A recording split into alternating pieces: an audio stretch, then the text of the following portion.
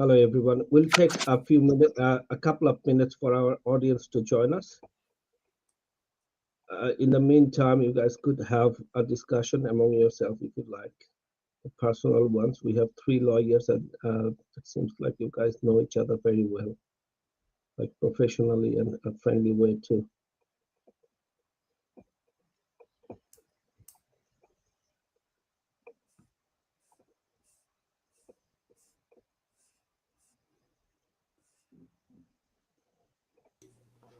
Supreme court bar অ্যাসোসিয়েশনের ইয়েটা পাওয়া যাচ্ছে না কিন্তু ওয়েবসাইটটা খেয়াল করেছেন?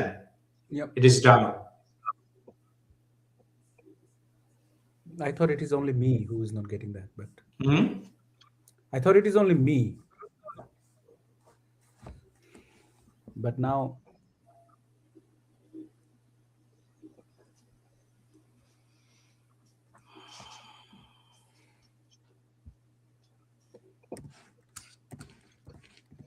It appears that we have a good audience now. Our audience has joined. Welcome to the persecution report. Today, we are joined by three eminent lawyers from the Supreme Court of Bangladesh, discussing a pressing matter involving rule of law and democracy overall.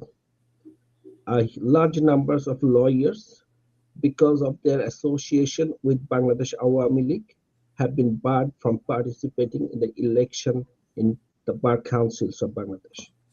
The Bar Councils of Bangladesh are seen as a bastion of democracy, councils that defend freedom, rule of law, and has a huge contribution towards achieving democracy in the country.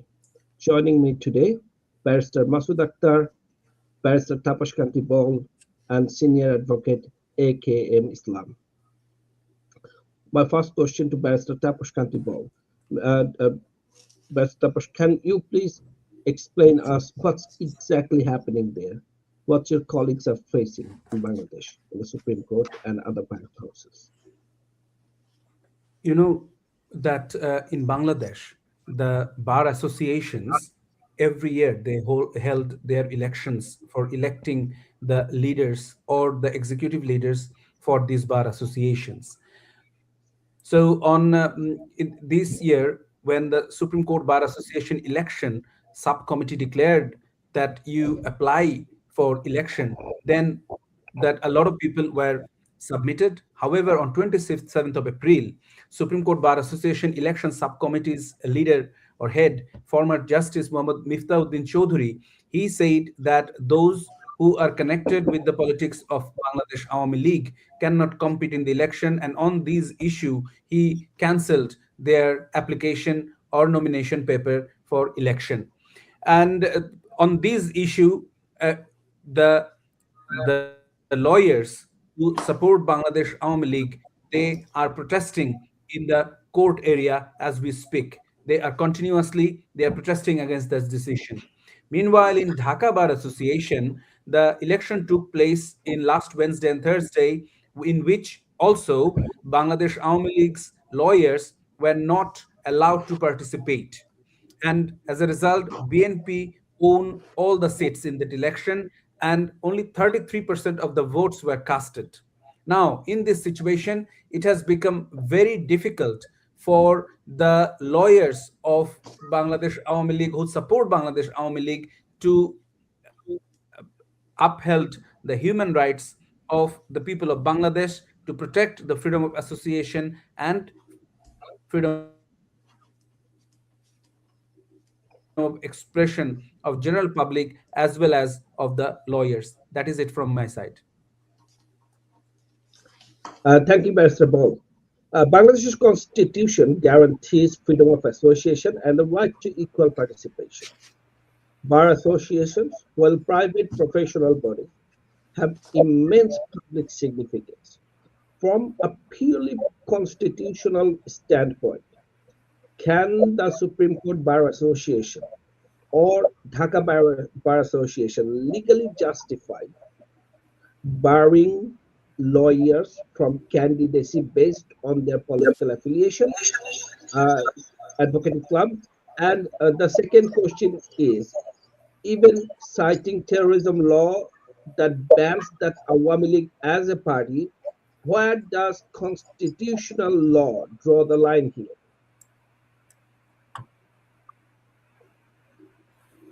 You are muted, Mr. Advocate Islam.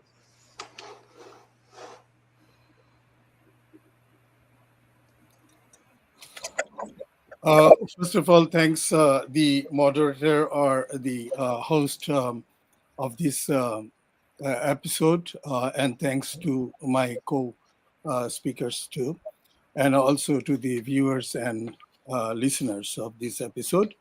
Um, First of all, let me give a 2 lines introduction of this Bangladesh Bar Council. Is a statutory autonomous body, not a private professional body, established under the Bangladesh Legal Practitioners and Bar Council Order 1972. It is a regulatory authority under the Ministry of Law, Justice and Parliament Affairs that manages legal education, enrollment and discipline and other thing inside of the lawyers of the country.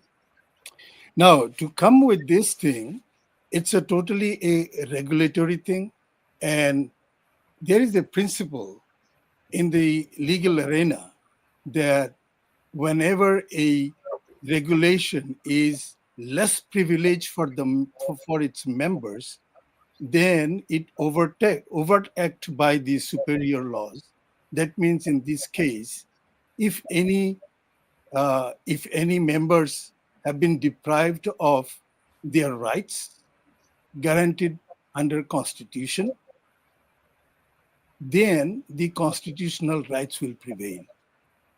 If that constitutional rights have been manipulated by the state or the governance, then in some cases, since Bangladesh is a signatory of a lot of international covenants, UN covenants, so that triggers up the violation over there. So that will supervise the interest, and that will guarantee through the process to the lawyers of Bangladesh currently that they think that happening.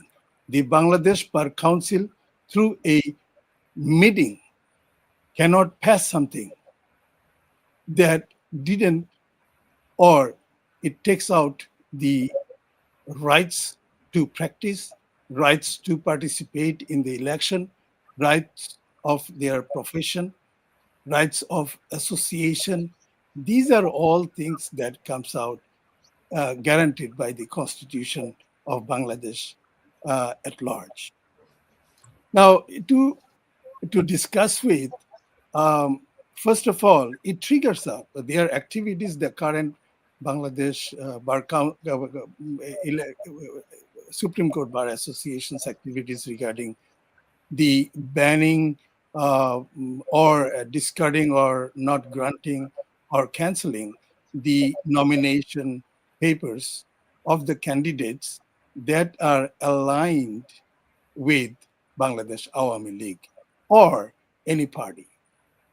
So this is the underlining one theory that always we have been practicing in the Supreme Court Bar Association and also other bar associations. They are autonomous and they are neutral. So see, after 71, when Bangladesh got independence, at that time also, there are a lot of lawyers belonging to East Pakistan Jamaat-e-Islam, those who committed crimes, and they personally didn't commit the crime, but they were associated with East Pakistan Jamaat-e-Islam and later with Bangladesh Jamaat-e-Islam. Though they were the political party that vitiated or perpetrated helping the Pakistan military forces in Bangladesh, violating the normal citizens, committing war crimes, crime against humanity, raping women, violating the normal people. So even then, I have seen those lot of lawyers, they later come up as a elected personnel or holding the office in Supreme Court Bar Association. I can name somebody that belongs to those. They have the political activities that aligned with their, violative party that committed those crimes with the party decision during 1971 war. Uh, uh, uh, Advocate Islam, we would like to stay on the current matter. All right, sure. I'm coming up. Discussing I'm coming up. So what happened is we have seen that, but now what they are doing is whatever they are doing, it's very basically it triggers the violation of constitutional rights, which is in Article 38, is guarantees the freedom of association. So if we under the freedom of association, any citizen or any professional citizen, they can come up with with associating within their beliefs or within their what is called these ideologies. So it is guaranteed by the Constitution. So another one is, since it is in Bar Council, it is a professional body, it's a lawyer's body, which is also it's a regulatory body as well. regulatory body, as I said. So it is under Article 40, specifically protects the freedom of the profession and occupation. So in that case, they have all rights to participate in the governance of this association, and there is nothing can be stopping them. But if somebody is doing it, because the current they have the majority in the current committee and they are also aligned with some political party, and which was not supposed to be in the bar. In the bar is a neutral body, and where they should not be doing it. So so we can see that when a bar association with immense public significance becomes a de facto gatekeeper of professional opportunities, a ban on candidacy for a political subset of lawyers becomes what you aptly termed as constructive ban, which is not applicable on a individual lawyer, those who are attending or trying to be office holders for participating into the election process. So this is a kind of if you come up, they have mentioned about since they say so-called Awami League has been banned on the Terror Act in the what is called in the Parliament. Here, if you are associated, but personally you have to be criminalized. But personally you have to have the act of criminality proven, and that has to go through the Bar Council's tribunal with the due process and everything to decide on it. Without being Exactly. they really cannot say they're flushing out or assumption that this person is associated with that party, and since that party is aligned with him, but personally he's not been criminalized, or he's not been identified, or he didn't do anything like that. So it's a kind of a guilt by association that you can say, and guilt by association is not applicable for a personal professional in the legal arena with the professional body and all this stuff, unless I mean, it violates very basic of the legal profession. yeah, of the sure, legal sure. arena. These are the points that what No one, no, like before proven guilty, everyone is innocent. right, of course, it There is is no understood, proofs. because there are a lot of processes. There are the breach of, say, even if you are not given, you are banning somebody's nomination paper, but they have to have the tribunal over there, or any committee for going to lodge their complaint and go through the due process as when election happen. In the election, when somebody is not satisfied with the process, they We'll should come back to you, Mr. Islam. We'll yeah. come back to you. To Barrister Ball, that we also understand that bar councils of Bangladesh are regulatory bodies and they have the power given to them in good faith that the rights of the people would not be countermanded. One. Secondly, that because it's the bar council, especially its court is the upholder of our constitution and the rule of law. What's on stake here? Where is the ethics? Do you see any ethical point of view? What's the duty of the bar council in Bangladesh, and where do they stand? Where do they stand ethically now? First of all, Bangladesh, every bar council is regulate bar association. Every bar association is regulated by Bangladesh Bar Council, right? Now, we have this ethical code of conduct. I will read what is written in that Bangladesh Bar Council canons of professional conduct and etiquette. In the preamble, it is very clearly written that whereas the rule of law is an essential feature of civilized society and a precondition for realizing the ideal justice, and whereas such a society affords to all citizens the equal protection of law, which includes, I'll stop here, which includes actually the lawyers as well. So, in another place, in the same preamble, it says that, and whereas by their efforts, advocates are expected to contribute significantly towards the creation and maintenance of conditions in which a government established by law. I will again stop and ask you the question, or everyone who was listening to it, that whether we have a government which is established by law at at this point of time. The answer is very clear cut, that at this point of time we don't have a government which is established by law. Because if you, we all know that how Yunus government was established, and then Yunus organized this election without Bangladesh Awami League, the largest political party in Bangladesh, Bangladesh Awami League. So in this situation, we cannot expect that the government will actually follow this code of conduct or etiquette of the lawyers in Bangladesh. Another thing I want to tell you is that what is the UN standard, right? In 1990, there is this basic principles on the role of lawyers passed by the UN.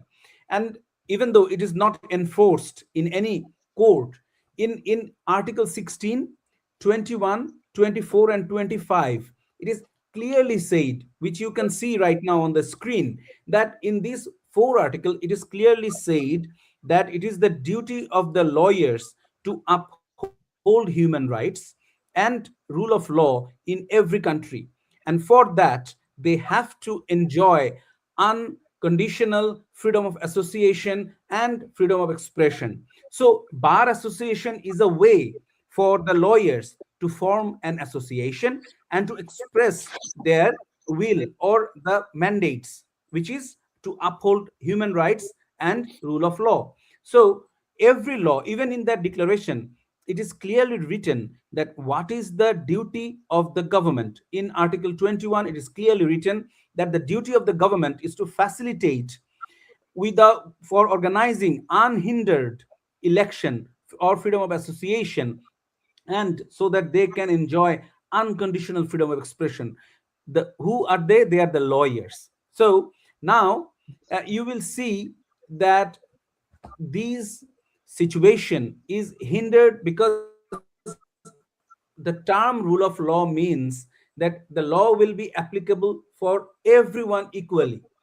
It will be applicable for the government and for the people of Bangladesh equally. There cannot be two sets of law for these two group of people. But unfortunately, after 5th of August 2024, we have seen that there are two sets of laws are being applied, because Yunus government, then his puppet NCPRs and Jamati Islamis, they enjoyed immunity. BNP enjoyed immunity, whereas Bangladesh Awami League activists and leaders, they faced harassing cases, all false and biased.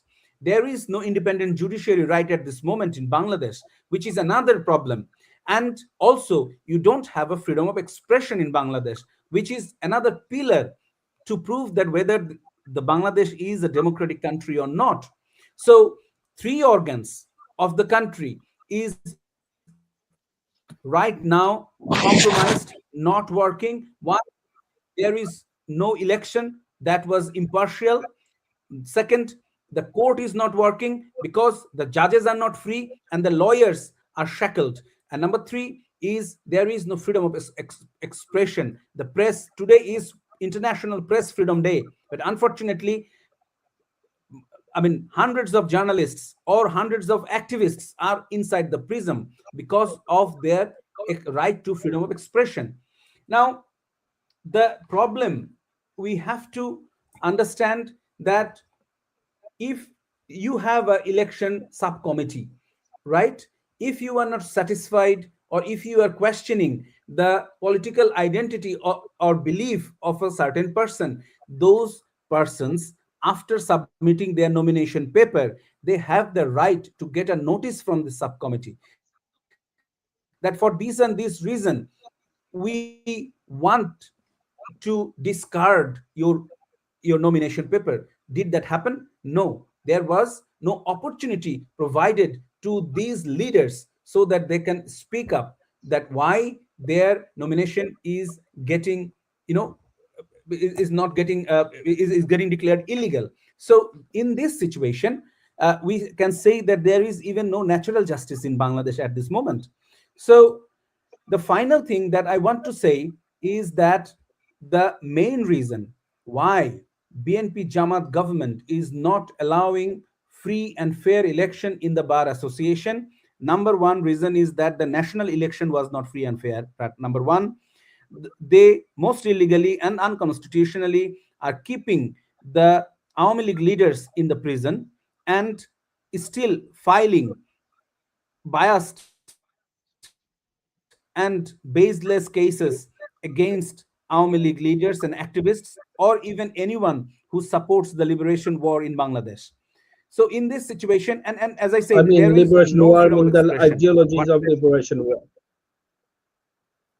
Right. So in this situation, if they allow the courts to be ruled or to be regulated by Awami League lawyers, then they face that immediate threat that in every court they will speak up, they will submit that why every single step of this government, of this parliament, is illegal and unconstitutional. Not only that, they will speak up in front of the International Bar Association or international bodies, which will be a problem for this unconstitutional, undemocratic government. Thank you. Thank you, Ambassador Ball. Many of the disqualified candidates, including veteran leaders, submitted their papers as individuals. When the subcommittee rejects these biased alleged ties, are they essentially enforcing a loyalty test, Barrister Masdaktar?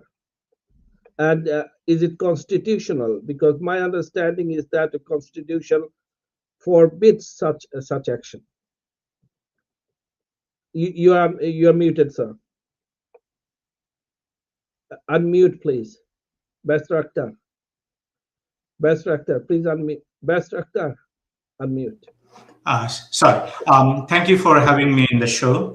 And my co-panelists have already described various legal aspects of this current saga. However, first of all, to your audience, to the audience, those who are listening very intensively to this discussion, I want to apologize to them. The reason I want to apologize to them, because today I'm ashamed as the proud member of Bangladesh Supreme Court Bar Association. The reason I'm ashamed, because I'm failing spectacularly to protect my personal right as a member of Bangladesh Supreme Court Bar Association. So how we the lawyers will be protecting the rights of the very vulnerable of our society, of our country? So my sincerest apologies to you all, because we the lawyers, the oath we have taken, the solemn oath we have taken, that is a very solemn oath for us, for our profession. That is, we will protect the rights of every citizen of the country who doesn't have a voice. We'll give voice to them. But today, we don't have a voice. Our voice has been curtailed, not only national standard, international standard, and any substandard. Let me explain to you very simply. What is Bangladesh Supreme Court Bar Association? Supreme Court Bar Association is an association of the professional members, those who are the members, those who have the right to practice in front of Bangladesh Supreme Court. Both branches of the Supreme Court, High Court and Appellate Divisions. So those who are member of the Supreme Court Bar Association, they have association. For this, you have to fulfill some criteria. You have to be 1 year first as an enrolled advocate. After that, you will be given an interview, and then you start giving your dues. And obviously, you have to abide by the constitution of the Supreme Court Bar Association. As a member, for any organization, you need to abide by the, if you are a member, you have to abide by the constitution of that organization. So as a member of the Supreme Court Bar Association, we need to abide by the our constitution. Now, this constitution has a election subcommittee under this constitution. Quite interestingly, another thing, while we are discussing, you can check, there is quite funny thing happening. You cannot find the Supreme Court Bar Association website. I don't know whether you are getting access to it. I'm failing to getting access to it. It is a blackout. Remember 5th of August? People say that is Awami League government that time created a blanket blackout and people protested against it. Where are those protesters? Today, we can see for just election for Bangladesh Supreme Court Bar Association are committing heinous crime, creating, digital blackout today is continuing. So why are you protesting against such illegal activities? Number one. Number two, this subcommittee can only check whether I am a member to be eligible. Let us discuss what is the eligibility to contest in the Supreme Court Bar Association election.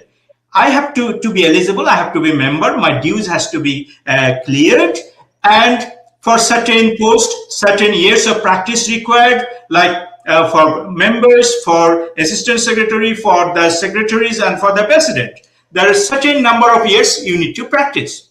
If you fulfill those criteria, then somebody will have to propose your name and second your name. So they must have also complied with those requirements, because not any Tom and Dick, Harry can go and propose your name. It has to be, he or she has to be a member of the Bangladesh Supreme Court Bar Association. If these basic rules are fulfilled, in which article, under which rule of the Bangladesh Supreme Court Bar Association you can disqualify someone? Is it a jungle law? What is doing Supreme Court Bar Association ad hoc committee? They are resorted to law of jungle. Simply, this is a barbaric situation. This bar association cannot get affiliation to any international organization. Today we have seen that is Council of Bars and Law Societies of Europe has written to the Prime Minister. Prime Minister should step in. Otherwise, what will happen? The whole country can come under serious scrutiny. These people must understand what they are embarking on.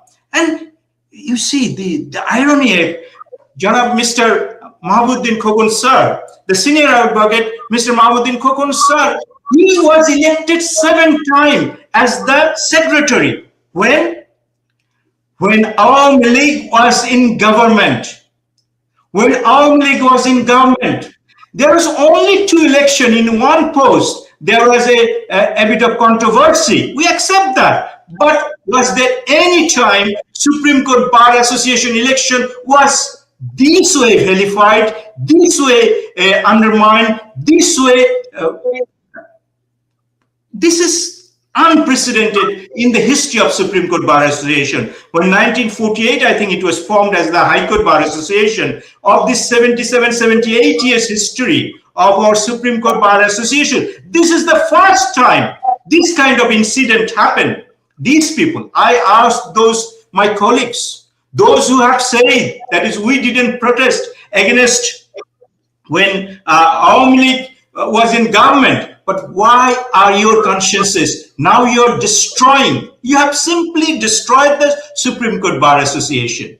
You know, in Supreme Court Bar Association, people do not. The question of Awami affiliation doesn't come into question. This is a wrong question to us. In Supreme Court Bar Association election, we do not participate in the election in any political party's name. I have personal political affiliation. That's my personal matter. That doesn't exclude me from taking part in any elections. I am a member of many clubs in Bangladesh. That doesn't preclude me. That is, you support Bangladesh Awami League. That's why you cannot become a treasurer of a particular political party member. I'm a member of it, like a cadet college club, and it doesn't preclude me. This is something people should take serious notice, and it is a concern of our international atmosphere as well. People should produce, people should tell people that is what is happening in Bangladesh Supreme Court is destroying our Supreme Court. It destroying the rule of law, is actually questioning very existence of our legal system, because lawyers' rights are not protected. How they will protect the rights of other people? Those people are, though, today, this ad hoc committee, there is no provision of ad hoc committee. There is no provision of ad hoc committee in the constitution of the Supreme Court Bar Association. Okay, in given circumstances, even this ad hoc committee, and Mehtabuddin sir, Justice Mehtabuddin sir, I really ask your conscience. You are a justice. I've been to your court, and you serve as a justice when Bangladesh Awami League was in power. What is your conscience?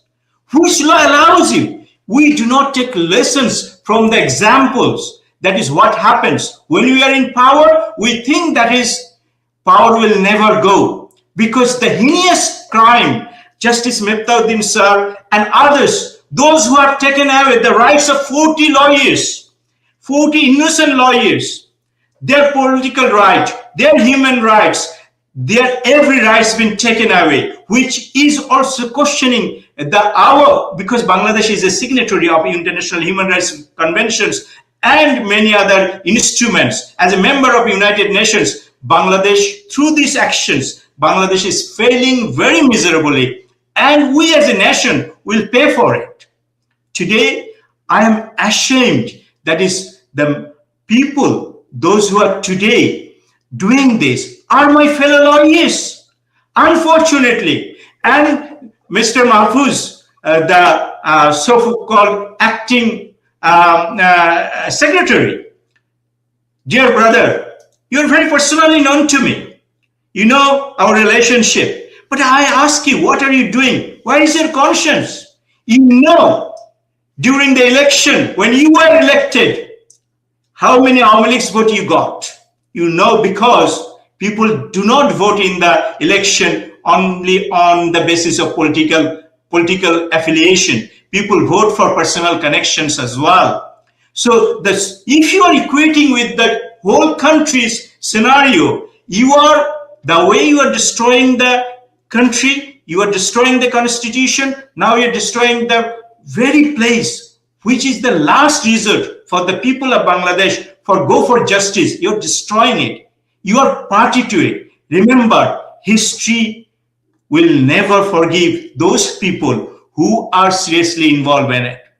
And there is a rumor going on, and whether this discourse between the Deputy Speaker and Honorable Mr. Senior Advocate Mahabuddin Khokon sir, you see, where is your reputation now? Your reputation is tatters. You were 7 times elected by the vote of the people. Why did you destroy that? So I urge that is for the sake of the country, to save our nation from the disrepair, to create an atmosphere where we can all work together for justice, especially to my fellow lawyers. This is not a standard expected from you. This is not a standard that is you should give it to the people. We are really ashamed of you. We work together. Thank you, Barrister. I request you, let's work together to restore our judiciary. Thank you. We'll come back to you, Barrister Akhtar. We can understand your emotion because this is a matter. This matter is really pressing. It involves everything of the country: people, democracy, rule of law, and the future. So, Jian, do you have something more to show us? Please show us what you have. Thank you, Tonoy bhai. So we have already heard the legal aspects of things. I'm just going to summarize the numbers and the stats to give a better understanding. So here in the slides, you can see three numbers: 42, 84, and 8,000 plus. In the next few slides, I'm going to explain what these numbers mean and how they relate to the future of justice in Bangladesh. 42 is the number of the candidates whose nominations were rejected before even they could participate in the upcoming election. 84 lawyers were sent to jail in April 2025, I believe, were denied bails, and they are still imprisoned to this day. And many of the lawyers with a slight leaning to Awami League are abroad, fearing for their life. And 8,000 plus are the numbers of the Supreme Court Bar Association members. Now let's take a look at the timeline and what happened to these bars, the Dhaka Bar Association and the Supreme Court Bar Association. If we go back to February 2024, we will see that there was an election at the Dhaka Bar Association, which the Awami League had a landslide victory. And then a month later, the Supreme Court Bar Association held an election where BMP, Bangladesh Nationalist Party, won the presidency, while the Awami League won the secretary plus 10 other posts. So what does it say? Even during the Awami League government time, when there were so many complaints, BMP were able to participate in the election. Then the catastrophic August 5 happened. Awami League government was ousted through a violent insurrection and international conspiracy. Prime Minister Sheikh Hasina had to depart to a safe location. And it all created a political earthquake. About 8 days later, when all the lawyers were in complete disarray, fearing for their life, BNP Jamaat-leaning lawyers formed a so-called ad hoc committee. Ad hoc committee. There was no mandate, nothing. They just formed it and then took over the Dhaka Bar without any election. And then April 2025, those lawyers were sent to jail. Now we come to April 2026, when Dhaka Bar held the election where Awami League was not allowed to participate. 27,760 registered members are there. And if you take a look at the bar chart in February, Awami League dominated the election. But in 2026, as you can see in the third card, there are no Awami League leaning candidates. And look at the voter turnout, only 34%. Because people are not going to vote, because a significant portion is being excluded. Now the May 2026 election that is coming, there were about 90 candidates, I think, that submitted their nomination. And 47% of those, mostly pro-Awami League as they allege, were disqualified without any explanation by a committee, by an extraordinary meeting that only contained the pro-BNP and Jamaat lawyers. So what does it say? If we take a look at the Dhaka Bar on the left and the Coxbazar Bar, where Awami League was allowed to participate, pro-Awami League lawyers, you will see that at the Coxbazar Bar, even though the Awami League did not probably win the top post, they did win 7 out of the 17 posts. That means no matter what they're trying to portray, people still go and vote for Awami League leaning lawyers. What this government and their lackeys are trying to do is an engineered exclusion. This is not democracy, Mr. Alam. And we have already heard about the constitutional and legal aspects, that it is violating the constitutional rights, the Article 38, freedom of association, and they are abusing a vague anti-terrorism law that was established to protect Bangladesh against terrorism, from terrorism. And we are seeing a blatant disregard for due process. There is no procedural fairness in what they did. So, from all this, there are four key takeaways that we can take today. All our institutions are being captured, including including the most prominent professional bodies of the country. As Justice Makers Bangladesh in France very appropriately stated, that this is a blatant and dangerous attack on the core principles of democracy, the rule of law, and the independence of the legal profession. The world, the international communities must pay heed. Back to you. Thank you, Jihan. Uh,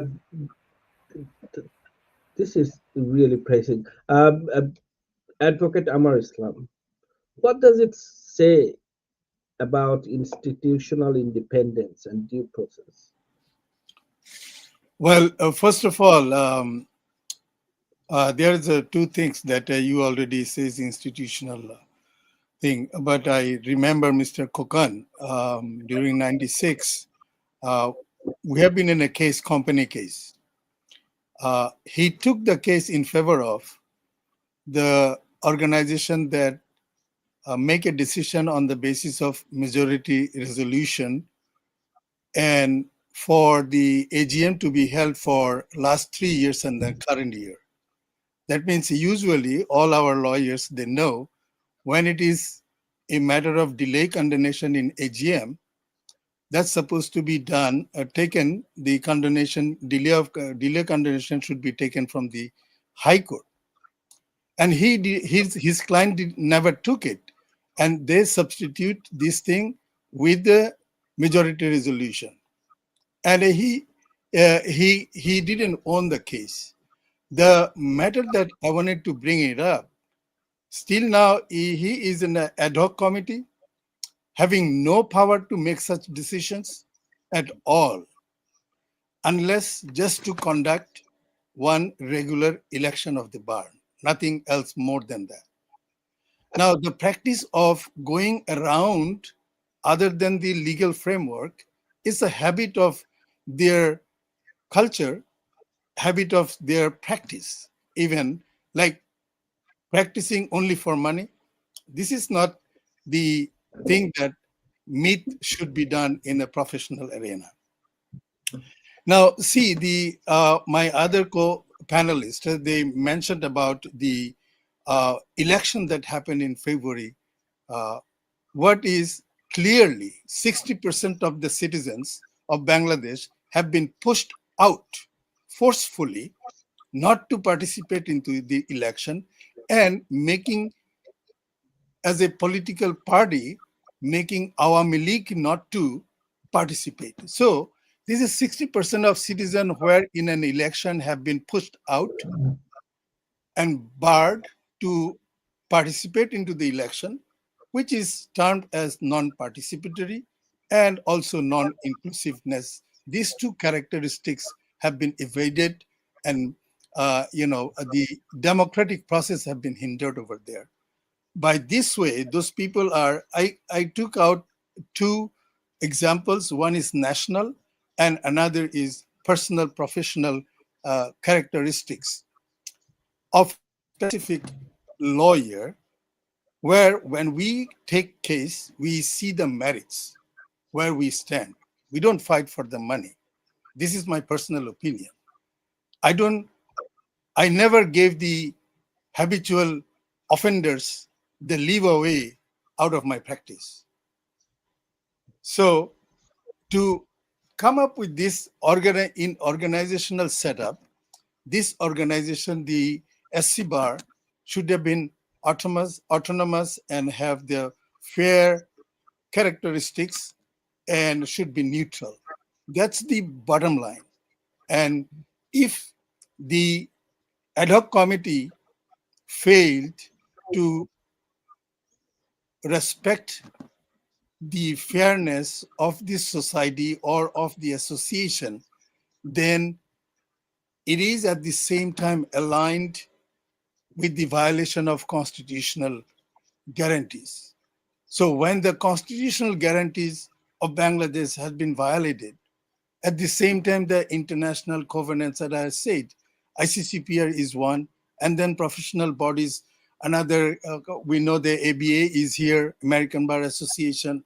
I'm a member of like IBA, International Bar Association.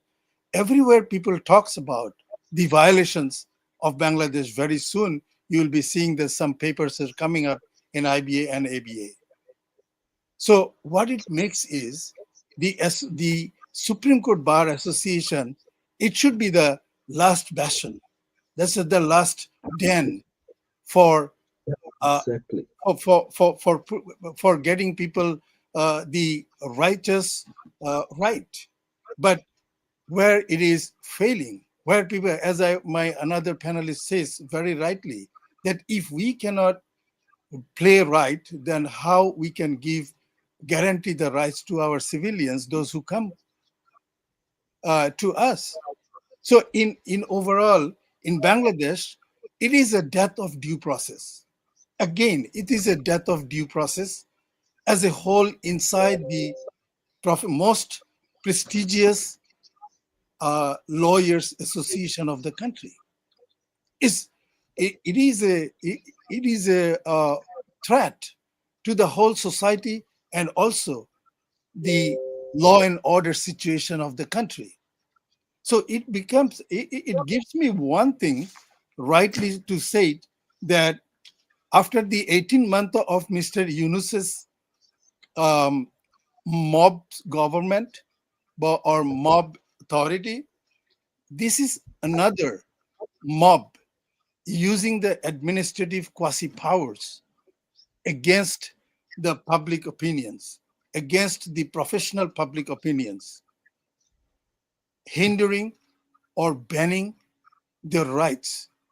So this is another mob going on inside the Supreme Court Bar Association in the process of election. I don't see anything else. And you see, at the same time, what's happening is not the current situation.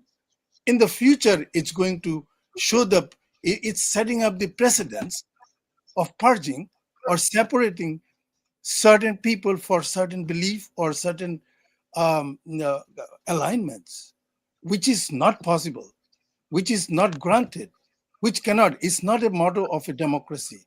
The motto of a democracy is participatory, inclusiveness of all sections. It's not, see, where people goes at the end of the day when people don't get any solution anywhere, they comes to the lawyer. If the lawyers and the lawyer association are vitiated, they are not following the due process, they are not following all those rules and regulations, the law and order situations, where people will go. They are putting up all those black faces on the earth, nothing else. Thank you, Mr. Islam. We are so sorry to say that, but I wanted to say that another mob is going on inside the Supreme Court Bar Association right now. Thank you, sir. Thank you. So where people will go, Barrister Masood Akhtar, that we have seen international bodies condemning these actions, and can people go to international courts, or is there any international mechanism against such vile action? Barrister Masood Akhtar, you are muted. What I'm saying, that your question is $1 million question. That is where people will go, because the country's highest body of the country is in disarray. The Supreme Court Bar Association is in serious disrepute and in disarray. It's not functioning. So where people should go to protect their rights? Whether people should resort to the international atmosphere, international sphere for protecting their rights. As you can see, that is already Council of Bars and Law Societies of Europe, one of the highest body of European lawyers, has raised their concern to the Prime Minister of Bangladesh, Mr. Tarek Rahman. As you have also seen, that is the French-based human rights organization, Justice Makers, are very concerned and condemning this kind of actions of Bangladesh government and their proxies. And you will see, as my fellow panelist, learned advocate Mr. Islam has raised, that is, these issues will be coming in front of the International Bar Association, IBA, BBA, and all these organizations are taking notice. And United Nations, you see, United Nations, we are part of the SD, Sustainable Development Goal, as Mr. Taposh Baul has explained. That is, as part of the our SDG goal, we need to develop resilient judiciary. And the way it's going, these all are undermining our very credential in the international stage. We are failing to protect the rights of the people, the professionals in the country, and they are the image of the whole society. And this is how, when this society, that is, lawyer doesn't have rights in a country, just imagine what the ordinary people have. This issue is now coming in front of the international community, and it is creating the buzz. This is a very slippery slope for the country. If the country continues in this path, we don't know where we'll end up. Probably the issue will be, because this is how all these gases are forming, all these people's frustration and all this human rights violation of rights, political rights, which are guaranteed by United Nations for every citizen of the country. Now, as a signatory, we are violating these rules. So there will be time when we will have to face consequences internationally. There is no doubt about it. But still, I believe, for the sake of the country, these people are professional people. So, as my fellow panelist has rightly identified, Dr. Yunus introduced the mob. Now the institutional mob has taken shape in such a way, it is going to cripple our whole country, our institutions. When these institutions of our country collapse, you can see we are envisaging Somalia or other kind of countries where there will be no rule of law, because rule of law, if the lawyers cannot protect their, this is the very line I'm giving across, is that protect their rights, how they will protect the rights of the very vulnerable. Now what is happening? Judges are controlled, lawyers are controlled, and the whole atmosphere is in a mobocracy. People are not following the rules. People are following that part of our constitution which suits them. This is a very slippery slope. And internationally, it is actually destroying our reputations. It is actually bringing, many people are thinking, during the time of Dr. Muhammad Yunus, many people thought nobody will question the authority of Dr. Muhammad Yunus. But you see, that veil has gone now. Now, many international organizations are saying what Dr. Muhammad Yunus has done to the institution of Bangladesh. And Mr. Tarek Rahman, the Prime Minister now, if he continues that path, I am telling you, he doesn't have the clout like Dr. Muhammad Yunus, what we have realized, what we have faced over 18 months. So Mr. Tarek Rahman has a serious question to answer, because end of the days, those people to satisfy him, those who are doing this, end of the day, it all will come to the shoulder of Mr. Prime Minister. So Mr. Prime Minister needs to take steps, stop this hooliganism, stop this barbarism, stop this lawlessness in our Supreme Court, in our Dhaka. But you see, another pattern is emerging. I think the rulers, those who are ruling the country, they should take notice of it. In Dhaka Bar, out of 27,000 plus members, only 34% voted. That means 64%, 66% people didn't vote, didn't bother to vote. Why they didn't vote? This is the pattern, what happened in the February election. 66 to 70% people actually boycotted the election. So the majority people, the anger of the majority is boiling. It is a very boiling hot water. So if the people, those who are thinking they are beyond any scrutiny, they should take the notice. When the people will rise, their fall will be spectacular. So I would suggest that is for the best interest of our country. We should work, all should work together. Bangladesh Awami League and pro-Awami League and independence, pro-independence people, because they have given birth to this country. They want to work together to create the country, a prosperous country. But the way the division are been sowed, that hope is now dashed. So still, with shattered hope, I would request that is come back to your senses, allow these people, these 40 people whose nomination you have cancelled, so that they can participate, and let the democracy take its toll. If democracy want to reject the pro-Awami League people, let it be. But why are you afraid of? Now what you're doing, you're shutting up the completely. It hasn't happened before. In the elections, BNP didn't participate in the national election, but BNP was not shut out. But now you are following the path of shutting out all political dissent or all different political opinions. But telling you, brothers, thank you, Dr. We have a time limit. Thank you. Pastor Bo, where people should go? Same question to you. Sorry, I couldn't hear the question. It's the same question. Where the people will go in such situation? Like, people cannot. First of all, people believe that they can go to the international forum, but international law itself is actually a soft law. So you cannot go to any international forum. For example, I have told you about the 1990 declaration. It says very strong words against the government and reminds the government about its duties. But if the government fails to go or perform these duties, then what will happen? Can we go to the International Court of Justice or International Criminal Court? Because that's about individual criminal responsibility. And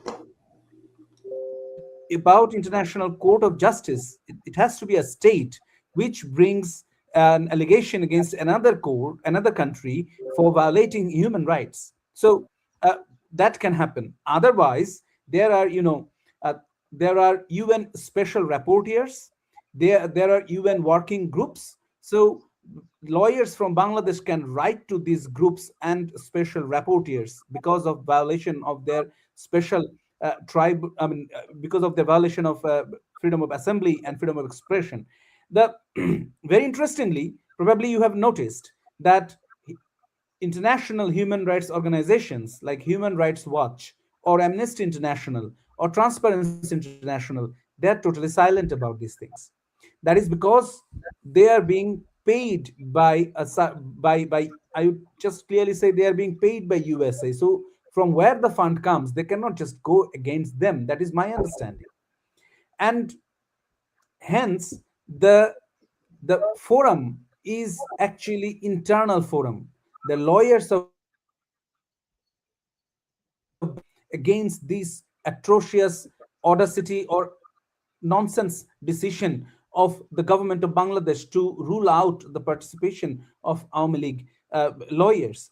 So one thing we have to understand very clearly, because of the recent data we have, right, that the Bangladesh army is still not going back to the barrack, right, not going back to the cantonment. There is still on the streets, and we now are hunching that there might be a coup. And one of the main reasons why lawyers' voices are being shut down, because army is still controlling the whole game from the back. So these things we need to talk, and that's why, since the power is coming from the army, we need to challenge them in front of the international body, which is going to the Security Council, going to the General Assembly, that this is being done by army, by the Bangladesh government. Now, we also have to understand that next year there is this universal periodic review timeline for Bangladesh. So that means the foreign minister, the law minister, they will be in Geneva to give account of what they have done to protect the human rights, the constitutional rights of people of Bangladesh. So the lawyers, there should be a representative lawyers in Geneva next year who can question directly to the government of Bangladesh that why you have violated these rights. We, the activists, also, Thank you, Barrister Ball.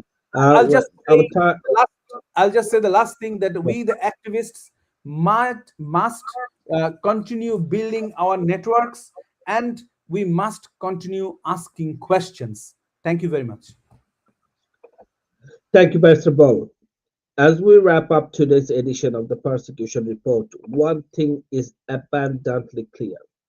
When the gates of the Supreme Court Bar Association are narrowed to exclude an entire segment of the legal community, the foundation of the judiciary itself begins to tilt. Today, we have heard how the Anti-Terrorism Act, a tool designed for national security, is being re-engineered as a political filter to determine who can and cannot lead our profession. If a lawyer's right to candidacy is based on a loyalty test rather than their standing as an officer of the court, we are not just losing 42 candidates. We are losing the very principle of equal protection under the law.